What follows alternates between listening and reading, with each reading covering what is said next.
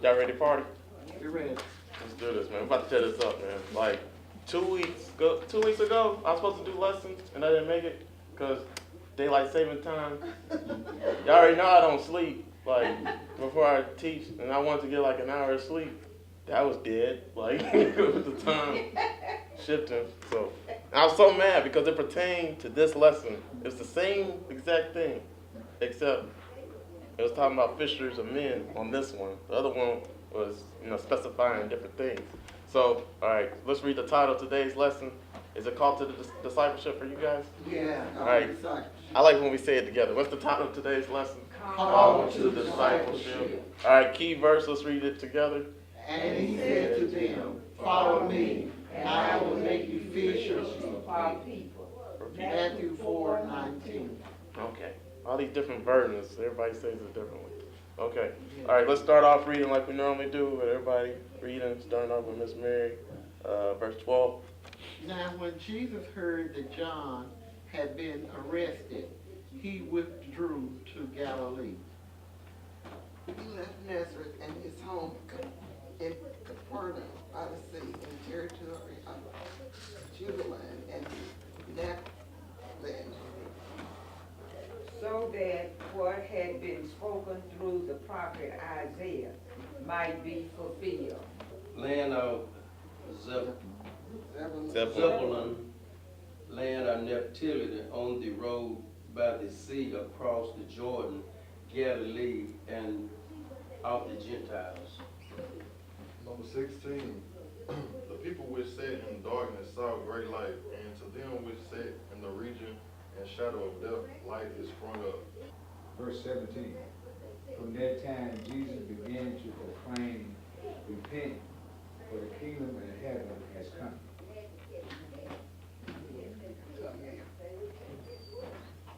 As he walked by the Sea of Galilee, he saw two brothers, Simon, who was called Peter, and Andrew his brother, casting a net into the sea, for they were fishermen.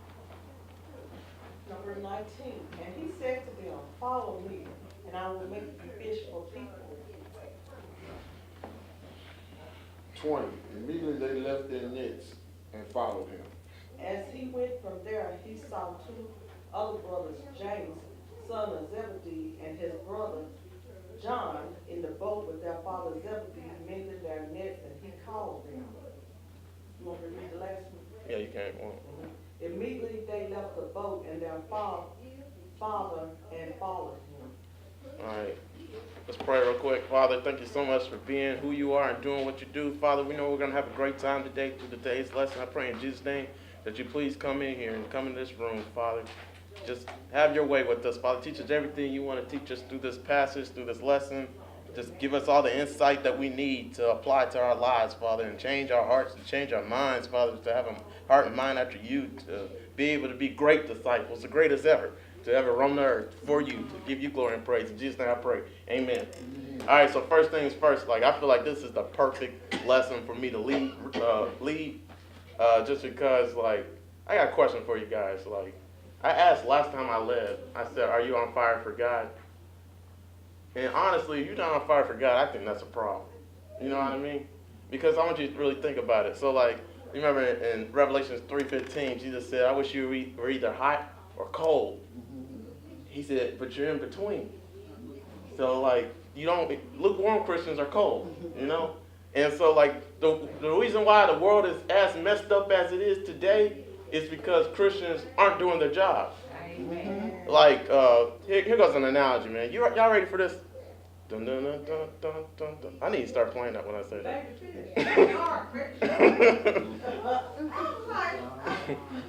All right. So Gabriel, here goes a story. Y'all ready? It was in a book. So Gabriel once asked Jesus about evangelism. So after Jesus ascended to heaven, after his resurrection, right? Gabriel asked him, how are you going to evangelize now? How are people going to know about heaven and about you and your goodness and your glory if you're not there? He said, I asked Peter, James, and John and others, to make this their business and their aim in life, to tell people about everything I taught them and, to lead them to me. And so, so eventually the whole world should know, and have the power that they need for life and, life more abundantly. And Gabriel asked, suppose that nobody says anything. Then Jesus replied, well, I have no other plans. I'm counting on them. I have no other plans. So it's all on us, right? And so then here goes another analogy. Y'all ready? So imagine actually this is a true story. There was once a boat and the sailors were trying to reach the shore. And so with this coastline, I think that's what you call it, right?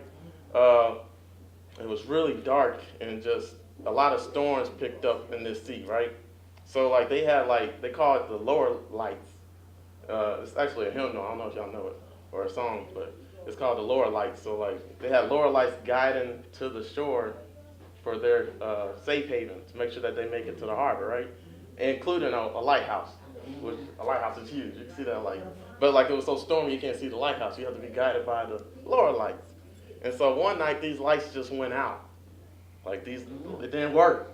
So in the midst of the storm, a lot of the sailors didn't make it, to the shore. The ship wrecked, and so some of the sailors died, and it's all because the lower lights went out. So we're the lower lights. The Christians of old, Jonah, Moses, David, those are the bright lights that's shining. They're the lighthouses. They already did their time. They already done, passed the baton to us and shined their light like they were supposed to. So now it's up to us, the lower lights, to do our job for everybody else. All right? So if nobody's telling the world about Christ, what's wrong with you? You know what I mean? Has God not been good enough to you for you to just tell people about God? This is what I mean. Everybody should be on fire for God. God's been too good to you to not tell other people about his goodness and mercy, right? All right. All right, you said, because you said, Lord, you said highlights, like Moses and Jonah, and and you have the lower lights. If you had two lights, a highlight which is going to be bright, and you have a lower light which is going to be kind of dim. I would like a 100 watt bulb and 20 watt bulb. One will be brighter than the other. Okay. So should it come to a point to where the lower lights should get brighter? Yeah. Because see, if you lower all the time, everybody gonna see you. Here come a brighter light, and then the brighter light is gonna outshine the lower light. Okay. So if we can't be lower lights all the time. Mm-hmm. Yeah. But I'm sorry. Sean. Yeah. Yeah. I want to go with his example. I want to make sure y'all understand the symbolism in the example. The lower lights, if you've been on the water, there are buoys out in the water. And the buoys have lights. They are similar to at the airport. If you drive by the airport, you see little lights on the runway and stuff, right? If you're driving on the interstate, that little reflector is there. The big lights are all the lights that are up around or the lighthouse. Well, why can't I see the big light? Have you heard of fog? Sometimes fog blocks the big lights, and you can't see that, but you can see the lower one. But in that particular example, the lower ones went out, because sometimes fog moves. Right. Sometimes it's high density fog to where it just gets up here, and then other times I've seen fog to where fog is this high from the ground. And then above that, you can see. That's the example. Amen. Yeah, I want to keep on going because this is 10:02, okay? And all right, so the reason why this is a dream lesson for me, first of all, I like to thank my dad.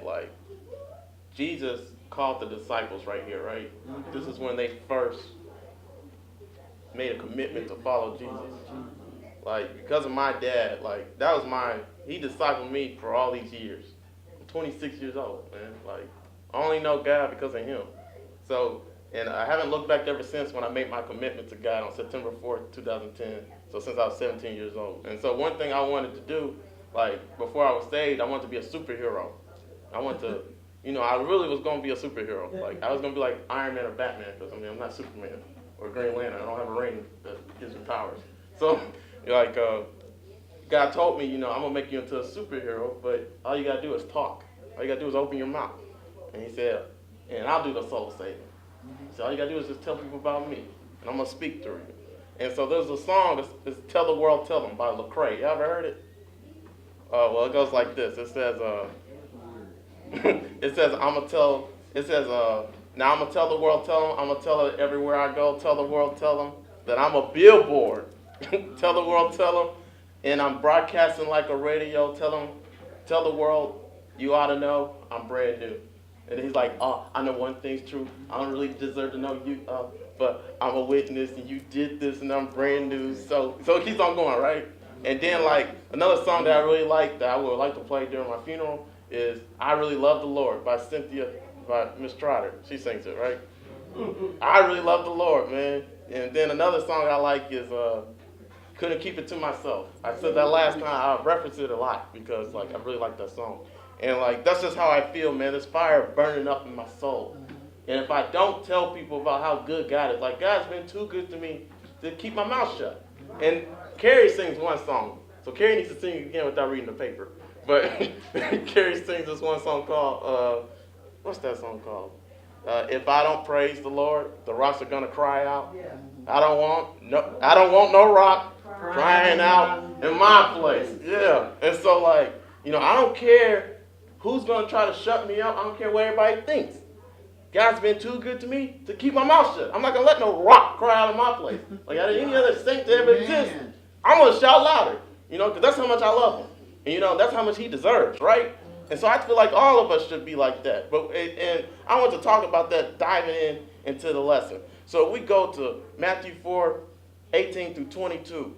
This is when Jesus was calling the disciples to say, come and follow me, right? So, like, we all know the story already, so I'm just going to break it down.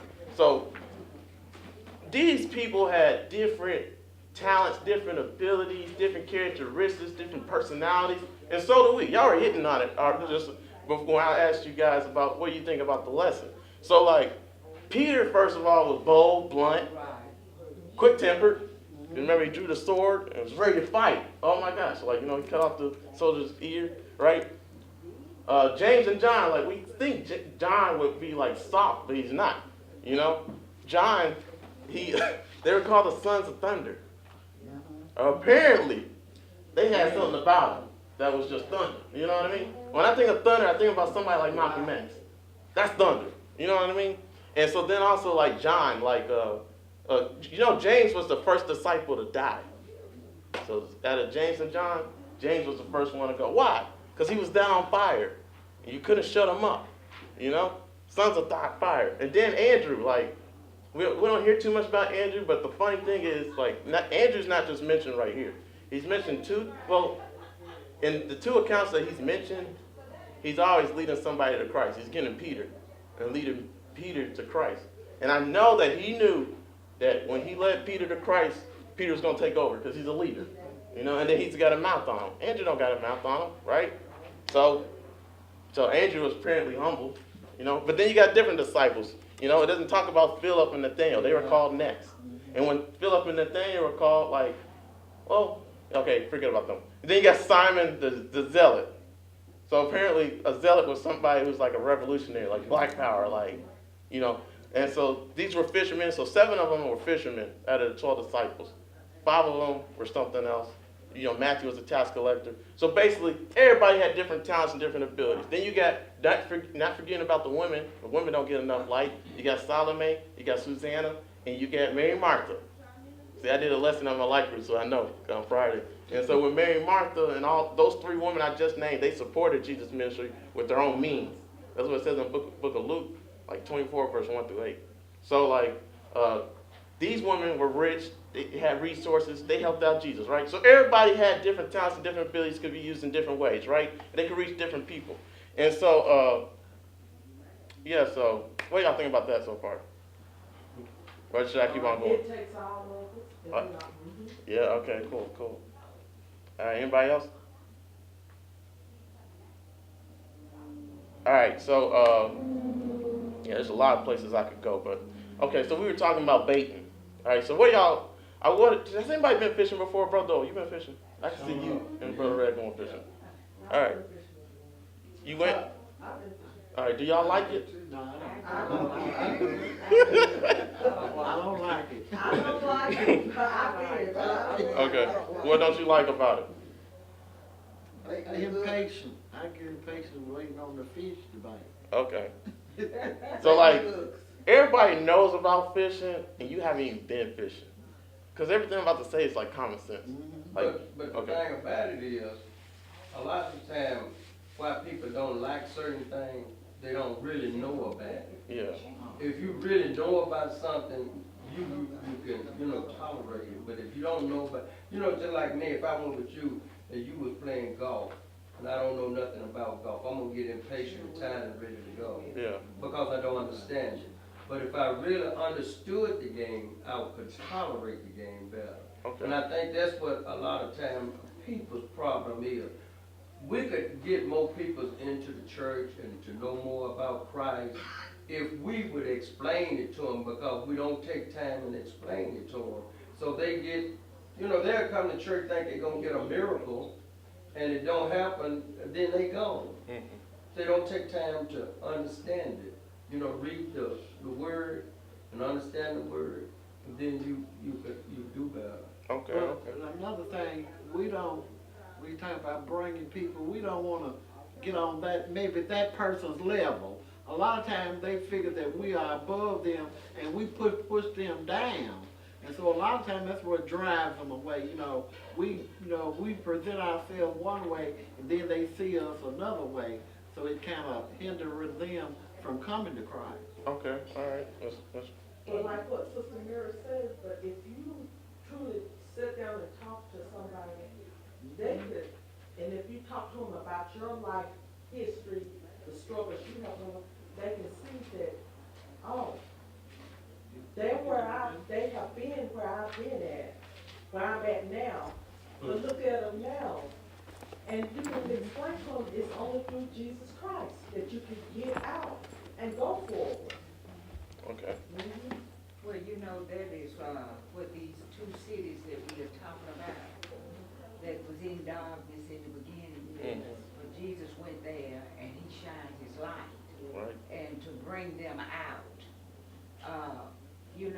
We'll say, well, I'm not going down in South Nashville in that bottom. Yeah. And if we don't go in the bottom, how the people's gonna ever know about the light that we are speaking of? Yeah. And so we just get farther and farther away from his word. And even you can put it in our community.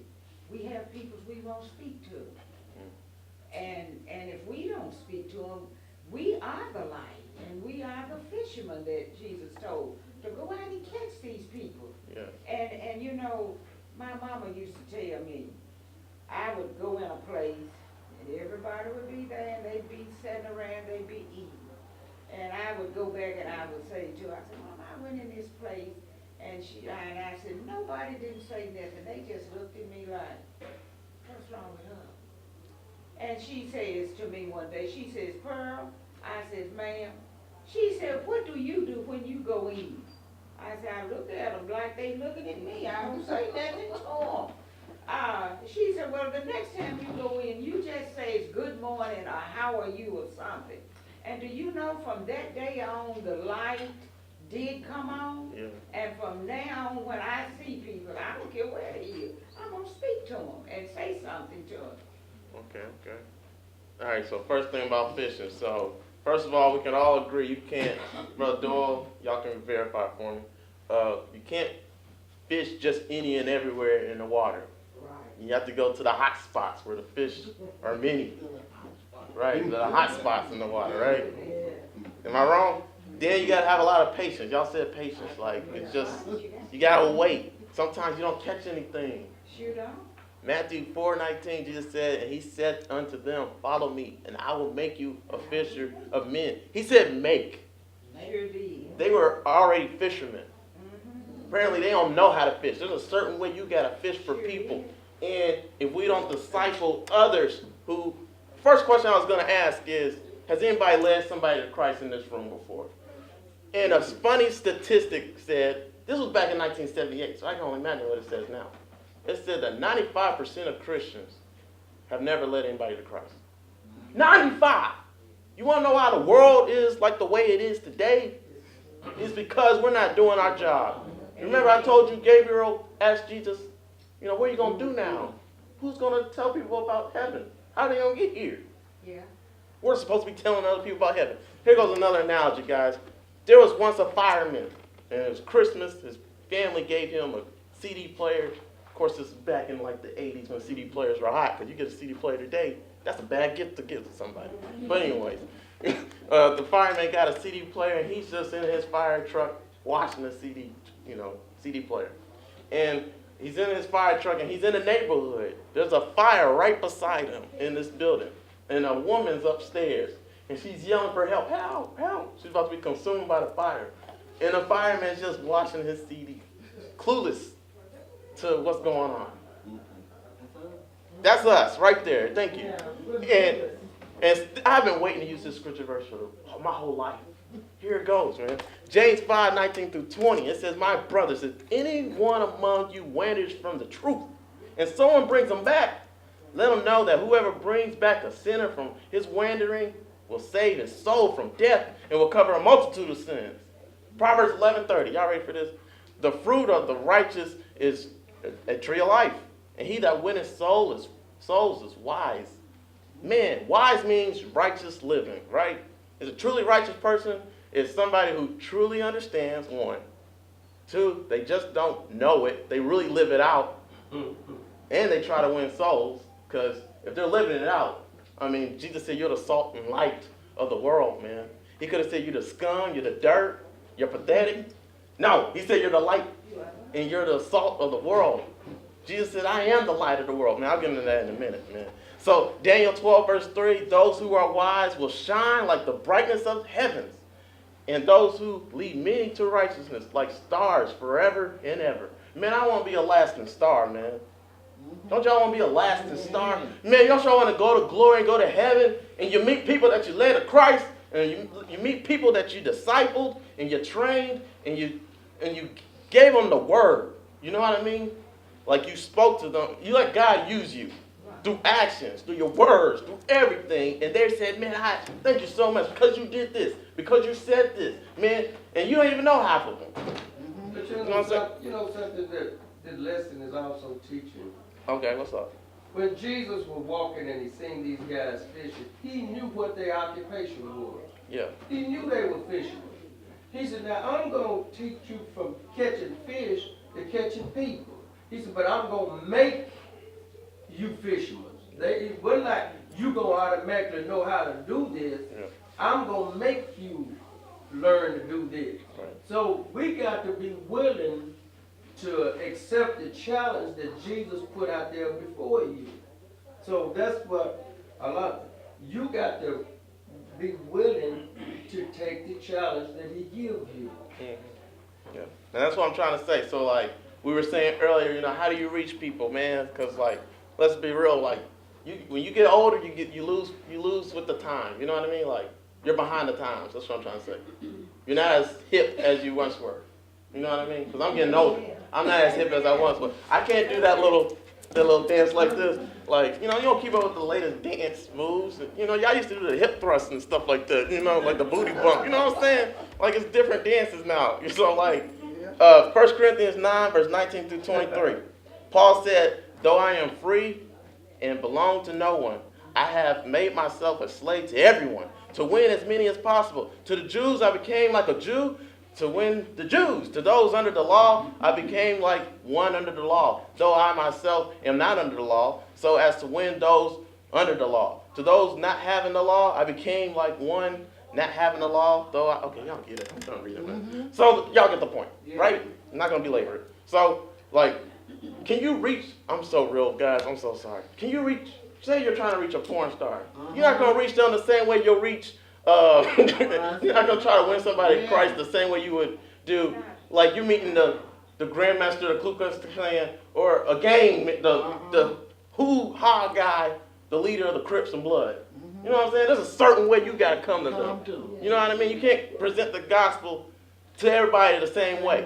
So like, one thing I was about to say is like, there's different types of bait to catch different type of fish. You're gonna fish for people, Jesus said, right? So like, welcome to our discipleship class. Like John MacArthur and big churches, they have like an evangelist team. They have people that go out. They train up people in their church and teach them like how to reach people for Christ. So we should totally start that. This is our first class. Hello. So and so this is how they got big churches and everything like that. So like, first of all, fishing could be nasty.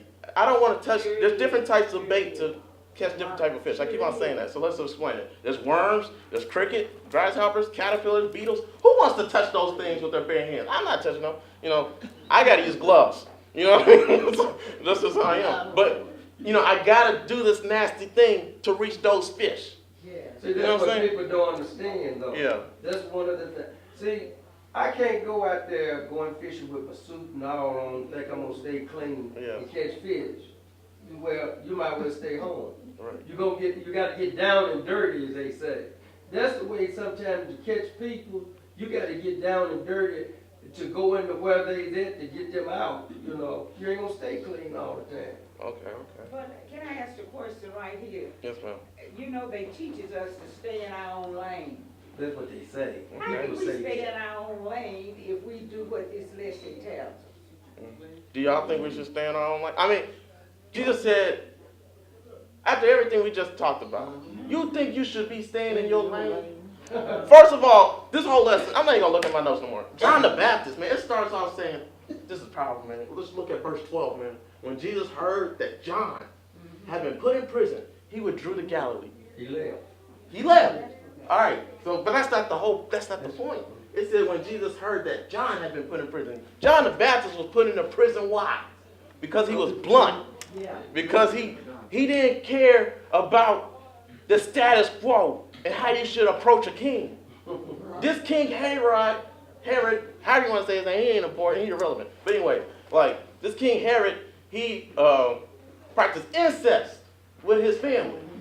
Long story short, he's with his half-brother's daughter. Right. He slept with her. No, he married her, and then he slept with the niece, his half-brother's niece. So, and then it wasn't even just that. All his siblings, it was a lot of them. All of them married like their father's wives. You know, their father's wives. You know what I'm trying to say, right? Yeah. So they're practicing all these things. John the Baptist said, He said, you're wrong. You know, he said, this is not of God. And sometimes when you speak the truth, man, there's a price to speaking truth. There's a bigger price to living a lie. And it's not judging to speak out against sin. And so that goes back to the, but also, but anyways, I'm not going to get into that. But they are just angry because the truth you speak contradicts the lie that they live. So it's always a dangerous thing to say the truth. It's a dangerous thing to confront the system. Society has become so fake that the truth actually bothers people now. So like John the Baptist here, man, he's an example of all believers, how we should be. You should love God so much you don't care what kind of persecution that you face. Mm-hmm.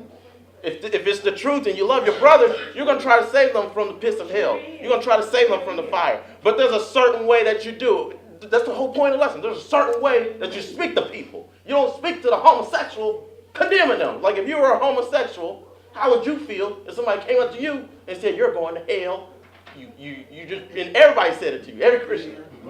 That's the problem with today's world. That's why ain't nobody saved. Because you ain't showing the love. So do unto others as you have them do unto you. Luke 6 verse 31, the same measure you treat others and you love your neighbor will be measured back to you. It's like so many scripture verses. Love your neighbor as you love yourself. It's the second commandment. Second commandment. Not the 15th. It's the second. You know what I mean? Apparently it's important. So like, there's a certain way you gotta reach people. And are you doing that? Have you wept with the person who's weeping? You know, have you brought yourself down and lowly? And Jesus was a prime example of that. Also, my dad wants to say something, man. That's all it's Mama reminded me, but the questioning in the direction y'all been going and what you've been saying is staying in your lane. I don't want you to misinterpret that. Your lane is God's business. Your lane is being official. Your lane is learning how to fish. Amen. Your lane is studying to show yourself approved, to be lights. You don't pull over and do what everybody else does. You don't get in somebody else's lane, the world, and go in the wrong direction. Your lane is to do what he has commanded to do, and to do it effectively. Your lane is to learn how to use that bait, how to pick up your cross, how to pick up that worm, how to pick up the bait, how to pick up whatever it is. And then your lane is to learn how to fish in that selecting the fish. Did you know different fish want different things? What you catch bass with, you're not going to catch trout with, and you're not going to catch salmon with, because each one got their own particular sneaker bar that they want. Amen. Amen? And to get them, I got to do it. And to get some fish, I got to go to where those fish are. If I want shark, am I going to catch it in Priest Lake? Uh-huh. And I got to get what shark wants. Yep. So that might be a pig's head, it might be another animal, and cut it in half and let that blood just flow, and then throw it over, and he sees that, oh, now you calling me. So it's things we got to do. That's our lane assignment. But you got to learn that though, Pastor. You know, like me, when we was coming along, we go to the creek and we just get a worm or a grasshopper and throw it in there. We weren't going to catch it with a little fish or something like that. Now, we had learned to catch the big fish. Now, if we want the big fish, you got to learn how to go where the big fishes are, like you said, and use what the big fish want. That's the same way with people. If we want to catch people, we got to go where they's at and tell them about Christ and bring them to you. Not only go where they're at, you got to go at the time that they feed. Because all the animals feed at different times and at different heights of depth of the ocean, of the water. Yeah, dang, man. There's so much with this lesson. I know y'all can see it now. You know? I'm going to go to Matthew 4, verse 16, if that's okay. It says, the people living in darkness have seen a great light, and those living in the land of the shadow of death, the light has dawned. What are you doing with that light? Have you accepted that light? And then also, here goes another point. The place of greatest darkness will the place of greatest darkness always had the greatest need for light. So, you know, you said staying in your lane and everything like that. I hope everybody understood what my dad was trying to say and what I was trying to say with that. The world is a dark place. Have you ever tried walking in the dark? What is darkness? Inability of truth, inability to know what righteousness is. It's ignorance, moral darkness, no spiritual discernment for anything, right? Inability to know God. I keep on going, right? Yep. To change its behavior to what is right. Inability to do that. So here goes a scripture verse. It's one of my favorite. Proverbs 4, verse 18 through 19. It says, the path of the righteous person is like the sun, shining brighter and brighter until midday. Y'all know how the sun rises, and then it reaches its highest point, and it shines brighter. It shines so bright that it permeates throughout the world, and then it's just like this. It's light everywhere. So y'all know what it's like walking in the darkness. Have you stubbed your toe before on something? It hurts. So there's obstacles and, objects that you don't see, and you step on it and you hurt yourself. That's what it's like not knowing who God is. That's what it's like not listening to truth, not seeking his face, not giving the light to the world. You're hurting other people. And so, and then it says, but the way of the wicked is like the darkest gloom. They don't know what causes them to stumble. So, y'all get it now. And so one of my favorite songs, I think we sung it before, but it was only one time. Y'all know the song, Hold Up the Light. Yeah. Hold up the light, are ye heaven-bound soldiers? Let your light shine round the world. And then they're like, shine on, let it shine. Bro, that song's so cold, bro. And that's what we're called to do, man. We're called to shine, man. You're all lights of the world. How many functionalities does light have on this world? How many different type of light bulbs are there? And the thing is, each and every single one of them, no matter how small, is significant. Because if you're in the midst of darkness, man, you throw up a match. You know how bright that match is in the midst of darkness? It's going to guide everybody to light. And so that's what we're all called to do. None of us are assigned the same mission, but we're all called to evangelize and reach others and tell people about God. So if God's been good to you, that's what you do. If he hasn't, man, just keep on sitting down. And so don't do nothing. You're messing us up anyway. You're making us look bad. But if God does something, man, speak up, man. Proclaim it to the world, man. So that's the point of this lesson, man. I hope y'all enjoyed it, man. Amen.